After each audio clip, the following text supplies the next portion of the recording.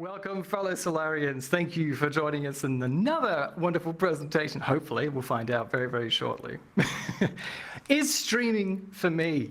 I'm allowed that pun because I'm a dad, so I'm going to just take my little voucher there before we start. Oh, okay, sorry, there's a second one, but hi, I'm Joey. I'm primarily a VR chat streamer who goes around to different types of VR chat worlds. Sometimes they're grandiose and beautiful, and sometimes they're fun and quirky. And the essential thing is to try to share all these incredible VR chat worlds that have been created, not just the assets and avatars, but the worlds that we inhabit, like this one. If anyone's been around so far at the Furality Umbra, it's incredible, the amount of detail. What's streaming like, huh? I'm just gonna come up and say it. It's so much. It could be fun, it could be hectic, it could be compassionate. What's I mean by that? Calm, quiet. I put that many, but there's so much all of the time.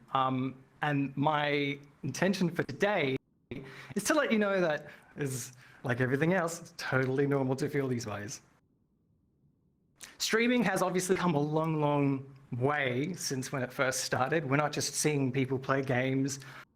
You're getting to see incredible artistry from 2D, 3D. You've got performers showing their incredible talents. You've got tinkerers and makers, fursuit creators and avatar builders and these sorts of things. I've just shared an image of one of my favorite streamers called Tom Thinks. He's essentially a 2D live puppeteer. And if you don't know what that means, that's the whole point. It's so interesting and intricate, and streaming as a platform has been such an eye-opener for, I guess, all of us. Stream mode, please. Was that off all the time? Oh man, I'm so glad no one was watching this. I'm a fool, but that's okay because this is what. Whoops.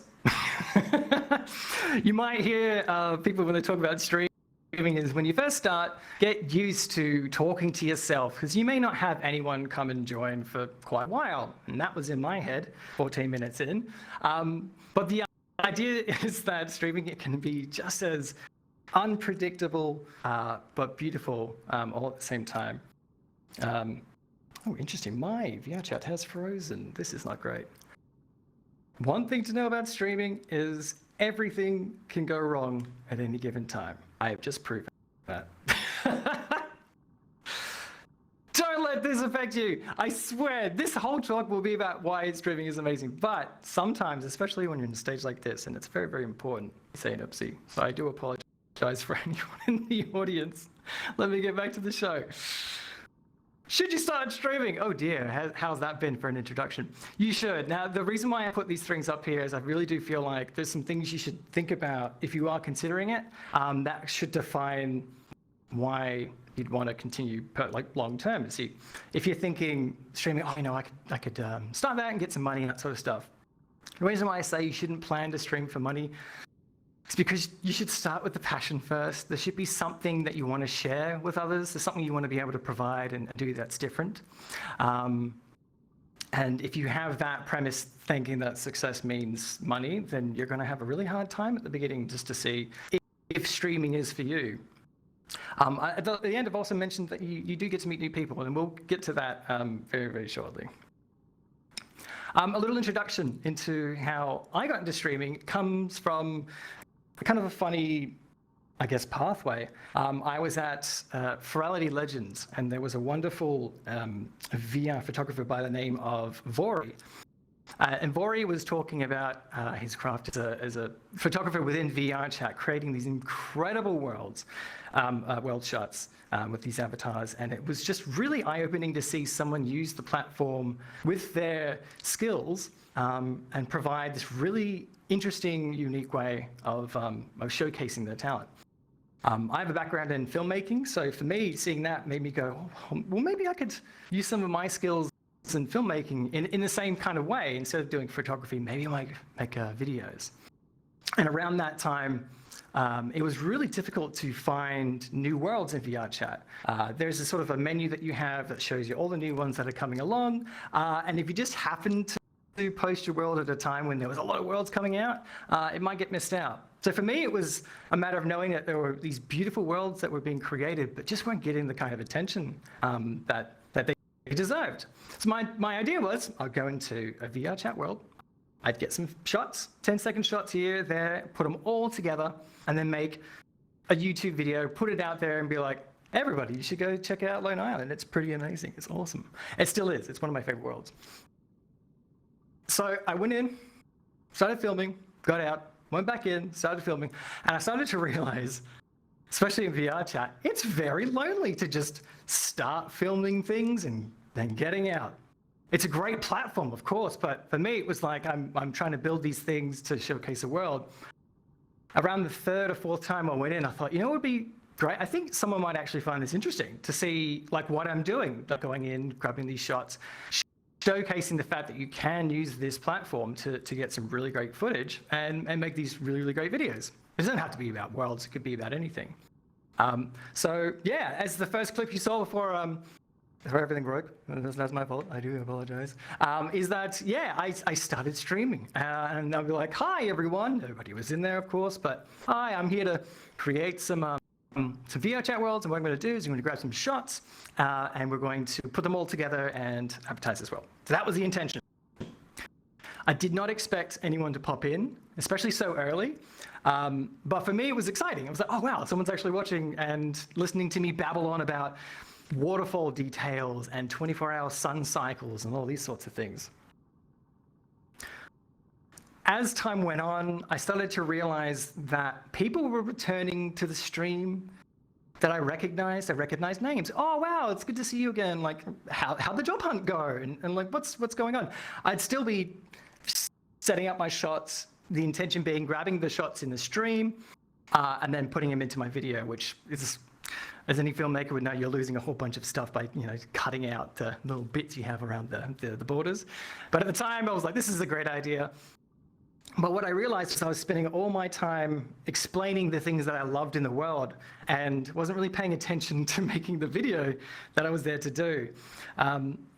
So I started to realize, oh, okay, this is a lot of fun. And for me, like at the time, the job I had was not creatively interesting, and I needed something that would make me feel like that I could do something and that'd be interesting.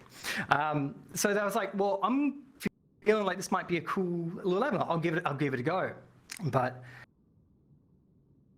it sunk in immediately when I thought that. It's kind of imposter syndrome of like, but I'm not the first to do this. There's so many wonderful streamers out there who are exploring wonderful worlds, like Puka Goat and Better Together VR. You might have seen them in Joe Hunting's documentary.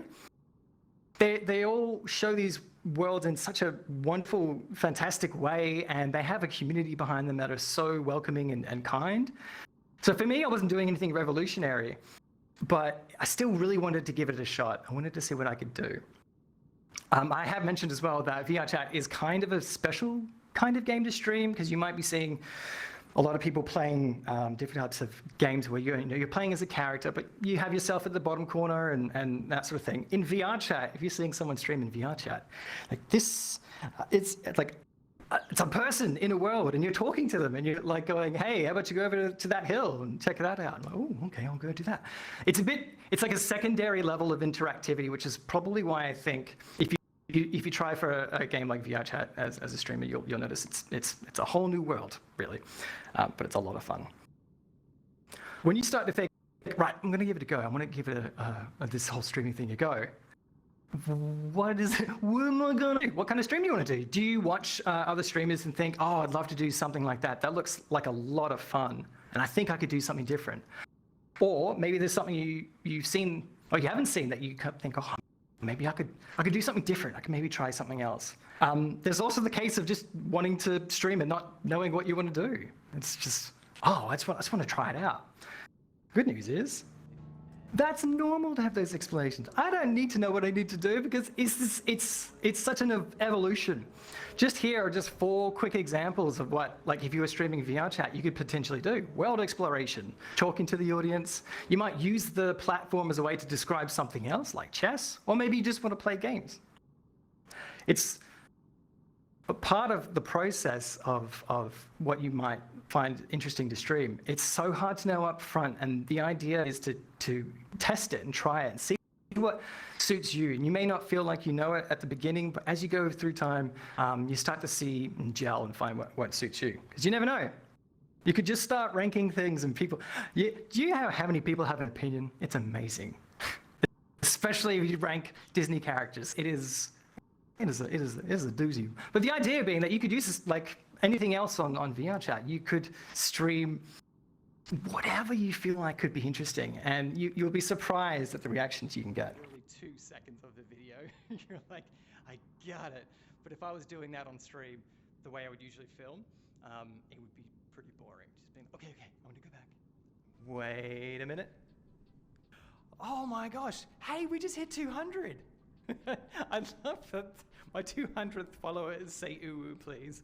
But VR chat is going to take for the new profile pic, and what the world does to this, it's insane, the differences. It's like, so it's a small detail again, but they've made the wind work very strongly near the opening of the door, and then just by the ends, it starts to be a bit less. Let's go check out the makeout store. Makeout store? No, I was trying to avoid saying that.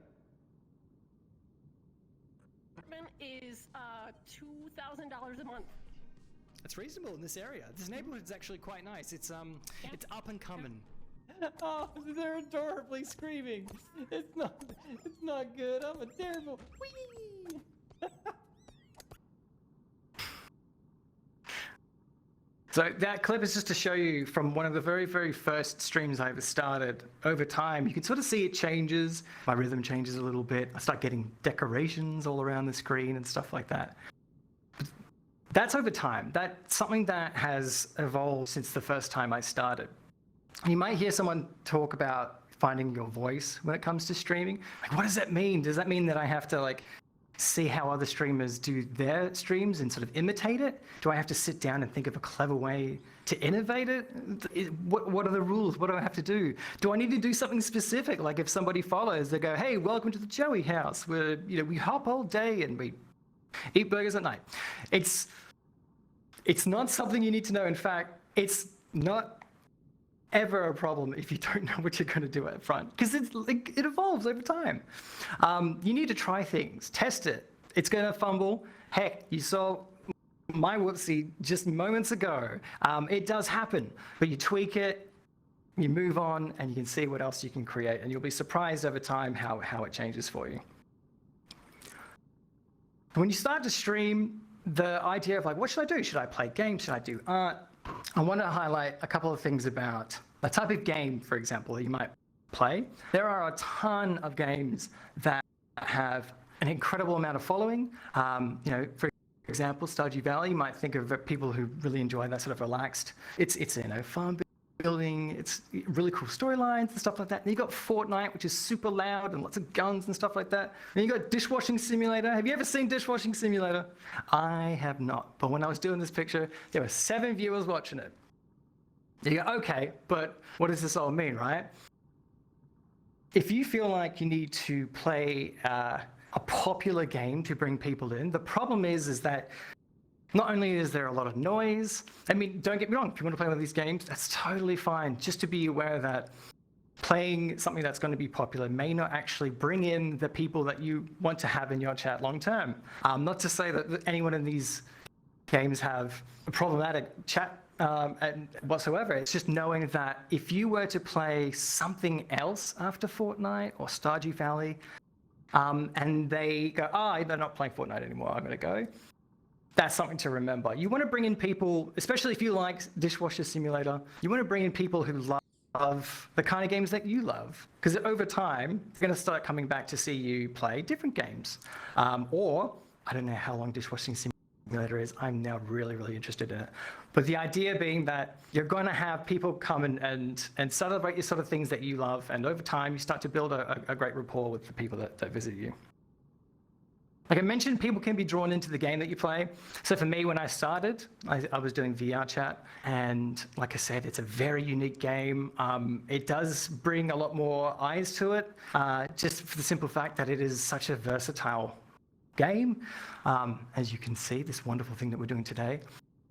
And if people leave once you try another game, I just want to let people know that's totally fine. It's all right. Some people are there to see.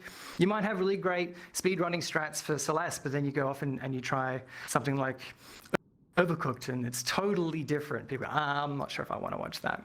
The good news is, if you want to dive into something and then come back, that's totally fine as well. Don't feel pressured to be stuck into the one thing just because that's where you started. I've also mentioned the chat with chat all the time. You don't have to continually talk non-stop for 3-4 hours without a breath. But the idea is, if someone pops into your stream and they're like, oh, who's this person? And it's very, very quiet, and they might say, oh, hi, nice to see you. And you hear nothing back. The guy's just playing his game. It makes them go, okay, maybe it's not for me, and they might leave. So first and foremost, just recognize someone who, when they pop in, oh, hi, nice to see you. How are you doing? That kind of affirmation of being seen that you've come into the stream is really great to let anyone who watches you know that's the kind of stream you run. You could not talk as well. Don't get me wrong. You could be very, very quiet. But it's nice to let people know ahead of time, you know, this is just like a quiet chat. Maybe I'm studying, that sort of thing. Just to let people know. With things like affiliate, you'll get to offer things like emotes, use different types of third-party software to have interactivity, which is a nice way of engaging the audience that have come in to watch you. And as soon as you start, you'll feel like you need to reach that affiliate status. It's kind of a nice goal to go to.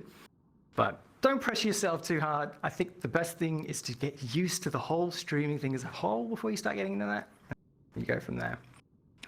I put in get involved with others as well. That's really, really important. So if you are a speedrunner and you like watching other speedrunners, get involved in the chat. You know, just if there's Discords and all that sort of stuff, try to be more involved in the communities that you like.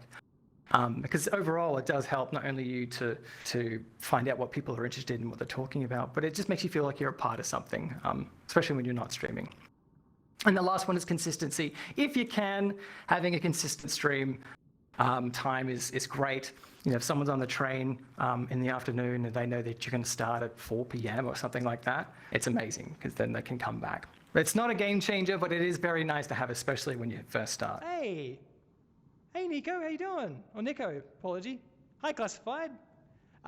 You've caught me on my first stream. Chat. Hi, there's Chat over here. Hi, Chat. Nice to see you. It's not normal for people to come see you work or play a game and be like, hey, I like what you're doing there. Hey, what's up? And you're like, who are you? So it's totally normal to be unsure of how to answer chat. It's it seems like a thing that you should know, but it takes time. It takes time to get used to the fact that new visitors are going to come in and you don't know the backstory, you don't know anything about them, but it's just about getting used to that thing. And on that point, knowing your limits and what you're comfortable with, because there might be someone that comes into your stream and maybe you're a family-friendly person. I try my best, failed that today, but you try your best to keep a kind of an environment. It might be 18 plus, might be 13 plus, but if someone comes in and starts being inappropriate or things like that, it's very important to let people know, hey, it's not that kind of stream. You know, we're just here playing Stardew Valley, come watch me pluck some grapes and make some wine. The last one I put there, which I think is really interesting, is have you got a Discord? Which for me, when I was first asked about it, it kind of surprised me. Because I thought, why would you want a Discord with me? I don't do anything fancy. But what I realized was that it was a really great way to connect with people outside of stream. I'm not streaming. I streamed twice a week at the time. And then I had a full-time job and I was living my life. But I wouldn't get to talk to the people that I was getting to meet during my streams. Also, because I was showing VR chat worlds, I could put the VR chats that I visited in there, and then people could go visit. So if someone's asking you about it, it's a genuine curiosity of whether you have a way for them to connect after the stream that you're doing. So it seems weird, and when it happens, congratulations, someone actually wants to reach out. It's awesome. It's a red one. Oh, it's a redback spider. No, it has babies. Kill all babies. I hope my neighbors didn't hear me say that too loud. Whoopsie. When you're playing games, sometimes you get in the heat of the moment, right? You're not exactly sure. You're focused. It could be those high intensity games, and then something goes wrong. Again, I think I just proved that today in my talk. But you never know who is watching. I put this in here because I wanted to tell a little story. I was showing VR chat worlds one time, and in the chat, someone said, "Hey, my 3-year-old really likes your kangaroo avatar." And at first you go, "Oh, that's sweet," and you think, "Wait a minute, there's a 3-year-old watching my stream." Right. Cool. What am I doing? Where am I? Is there anything that is like inappropriate for a 3-year-old to see? So I started getting in my head going, oh dear, oh dear, oh dear. Obviously, that's not something you can control, but it's always good to know if someone has said like, hey, I'm showing this to my grandma, which has happened. I've been on the big screen of a family room with a grandma watching, and I had to explain, hi, I'm Joey. I'm a kangaroo on the internet. And this is a beautiful world. Look at this waterfall. I think it's fun to know that if you're trying to provide something like a stream, that you sort of let people know what kind of stream you have. If it's 18 over, let them know. There's different ways to showcase that, but just let them know that there's also rules. And just, you have to make sure you don't go overstep. There we go. Okay, there's the desk. Hi, desk. After that jiggle.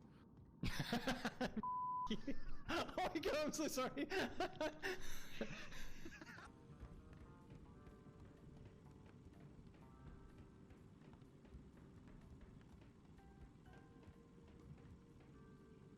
Well, let's try that again.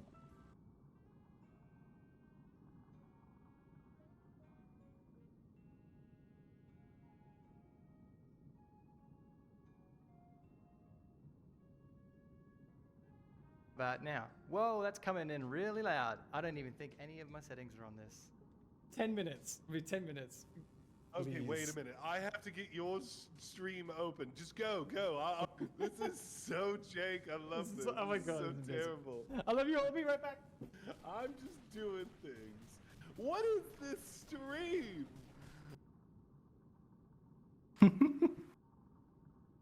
No matter how long you stream, no matter how much you meticulously plan for things are going to break. And I think especially when you first start, that is the most terrifying thought. What if something breaks? What if something doesn't go right?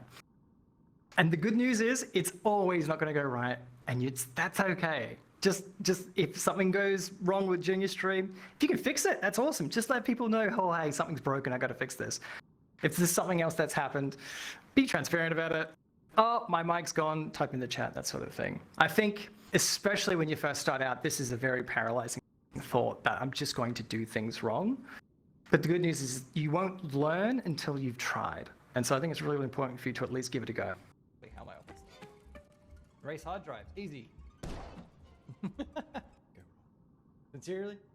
Uncle Oswald. Are they amping me up to care about a character and then they're going to kill him off? Oh! I'm so sad. That's terrible. Sylvia, if you're reading this. I mentioned before that it's okay to try different games, but I want to be really honest. When I was asked to try a different game, I was very, very lucky to get to co-stream I'm very glad to say a friend of mine. At the time, I was terrified because I thought I was the VR chat world streamer person. What if I divulge into something else? Is this a bad idea? But luckily, I didn't. The really important thing to know is that if some people leave because you're not playing VR chat, totally fine. They might come back if you do it again, but the important thing is to not let streaming feel stale, if you want to try something different, if you want to try a different game, if you want to try something new entirely, don't be afraid to give it a go, because people will be quite surprised at how you might come out of your shell a little bit when you find something that you really, really like. Welcome in. We're doing a bit different of a stream today. So we were just in VR chat.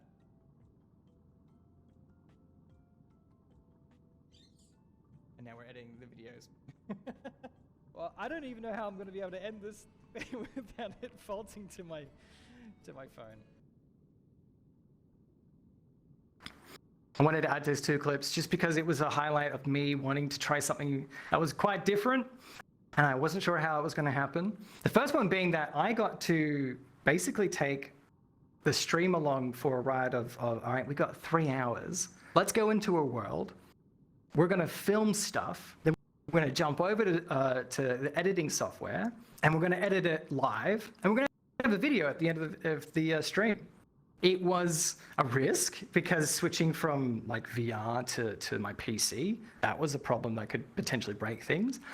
It could be boring watching people get shots. But the great thing was for me, I got to do something that I was passionate about as well, which is video making. And I didn't really have a lot of time to do these videos outside of what I was doing with my stream. So I thought this is a great way to combine the two. It was one of my most favorite streams. It was great to just showcase it a little bit, be a bit more relaxed. And then show people this end product, which is one of my most watched YouTube videos. It's not a high number, don't worry about it, but at least it was like, oh wow, it came out to be something really, really wonderful. So it was a lot of fun. I really want to highlight trying different things is really important. I've included a couple of just screenshots to demonstrate it. So Foxy Boy, for example, is here playing Stardew Valley, but he's also in VR chat. So he's in VR chat, you can see his entire avatar, but he's also with a controller and he's playing Stardew Valley. It seems like, oh, why would you do that? But it's such a unique way of using this platform to try something new.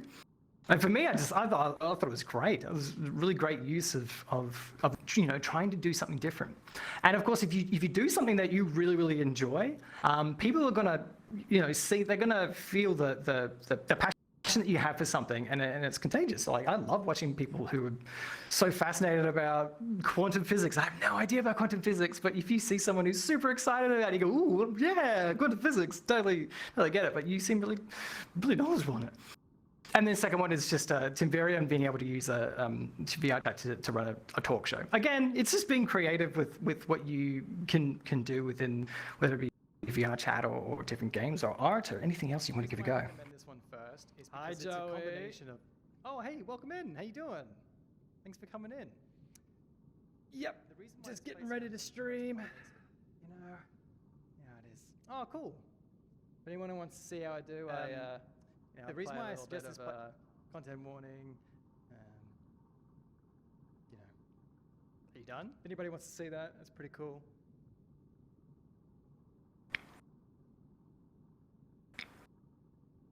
Click. There we go.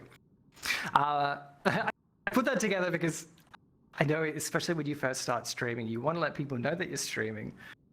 And there's a tendency to feel like you might want to visit other streamers and let people know, hey, you know what, I actually play this game too. Do you want to check it out?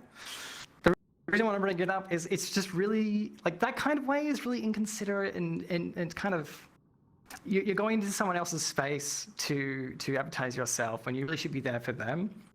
So instead, I feel like you should be a fan of others' work, go into the other streamers as well and support them.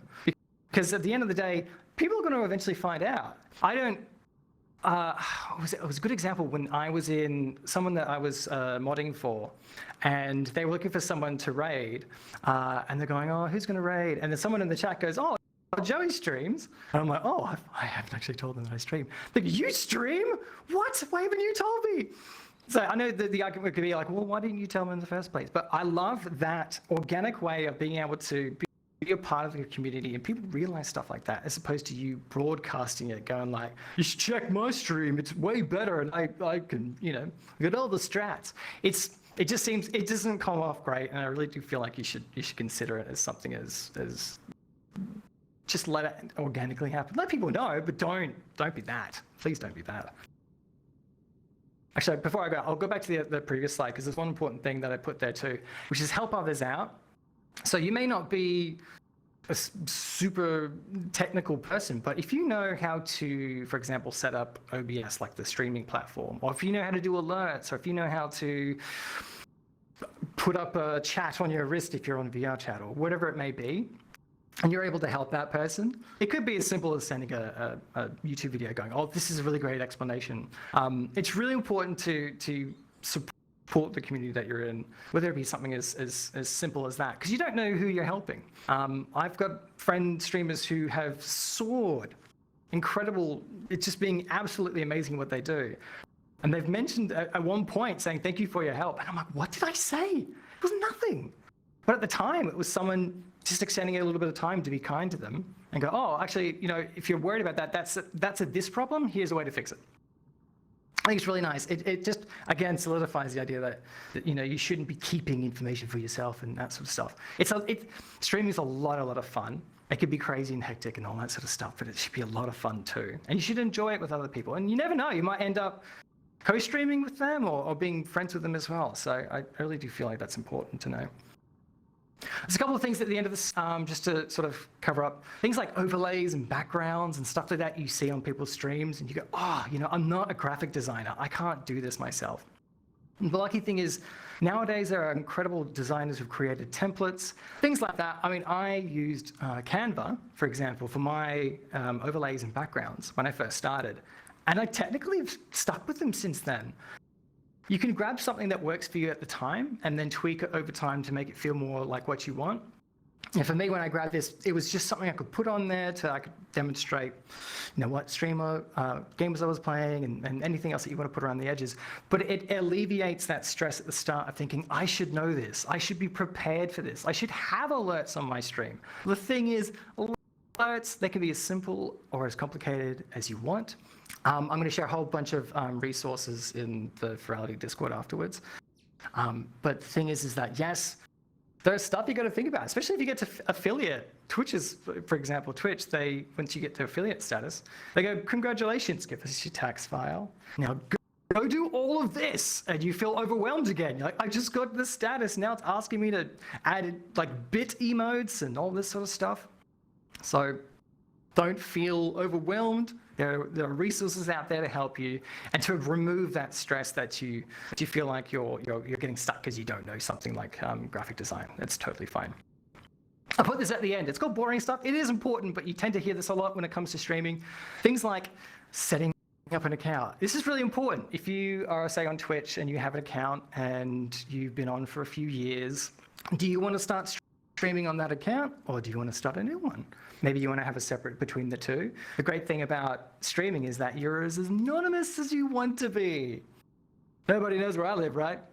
I really hope so. But the idea being that you can create however it is that you want your stream to be, and make it your own, make it something that you're happy with. So you could start something new, or people have followed you and you've got like maybe 10 just out of kindness going like, one day you're going to stream and I'm going to be there for it. Maybe that's an excellent start, because then you have 10 potential viewers from the get-go. Hardware and software. My headset is technically glitching right now. You may have noticed when I disappeared from the face of the world. Sometimes hardware gets in the way. The idea is if you're able to figure out, say you're playing a game that's really like labor intensive on the machine before you even start streaming, well, maybe you shouldn't try streaming something like that. Maybe you should try something a bit less labor intensive on your PC or laptop. It's about testing it out and seeing what works for you, so that doesn't get in the way. Software as well, there's a lot of free resources out there, a lot of open source tools to get you started. Like for example, OBS is a broadcasting app that I use, but there are tons of others. Twitch has its own, and Streamlabs as well. But the thing is it's being able to test things out as well. So if you're trying something new, or if you're just like, I don't want to hit the stream button yet, grab a couple of friends in a Discord call and stream your screen and just pretend that you're streaming. Just be like, guys, I'm going to stream for a bit. Just tell me if I'm like mumbling or if I'm boring. And that way it gets the jitters out of that first stream. It's a very easy way of sort of testing things out. Reviewing, you've seen my very first stream. I saved that VOD because I knew I'd love to go back to it and see how different it is. It is very hard to watch those old streams, but if you've streamed for the first time, you grab the VOD, you can watch back, you can sort of see, was I paying attention to the chat really well? Was the sound working? Was the resolution terrible? Was it glitching out? It's really important to sort of visit it so that you can improve it over time. Music. So you might see people playing copyrighted music when they stream. I really like there's a reason why you have DMCA copyright strikes when you stream music. So especially at the beginning, don't do it. Just there's a lot of really great resources of different music providers. I use Game Chops, which is, as long as you credit them correctly, awesome video game lo-fi music. There's a ton of other ones that Twitch suggests as well. But the idea being like, there's a lot of legal stuff as well that you should be aware of when you stream. So for example, if you are an 18 over streamer, knowing what, say, Twitch or YouTube pays attention to, so you don't get yourself in trouble before you even start your second stream. It's really important to know that, but once you know that, it's all good to go. Oh wow, it's you guys, it's Holy Greenhorn. I watch you all the time. I know it's 18 plus, but no, shh. Don't tell my parents I watch your show.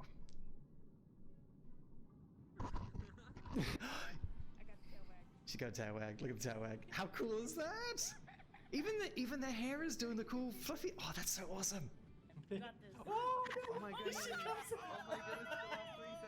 comes in for the win. No.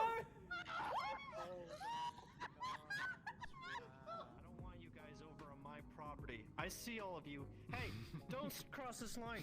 You see this line? You stay over there on your... Ready to go explore this wonderful world they call Ruin City. I'm so excited. Let's go see what they've got in store for us. I left this to last because it's something that you don't expect when you first start streaming. But it can be an incredible way to meet new people. I think especially during 2020, that sort of time, we all realized that streaming was a really nice way for people to share stuff at a time that we needed some great distractions. But we also got a way to connect with people in a way that we didn't really think was possible at the time. And it's an incredible way to just understand how other people are around the world. It's a beautiful way to be able to share something.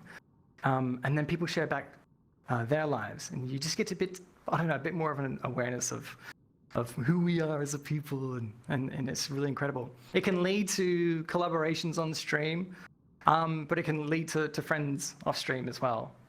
I wouldn't have ever dreamed of having anyone come out of my streaming the way when I first started, but it's such an overwhelming and amazing feeling to know that I have been able to meet such wonderful people by doing something that I thought was just a fun little hobby. I'm just going to make a video and put it on YouTube, and now I'm on a stage that I admire, and I feel very, very honored to have shared this with you today, minus the cursing.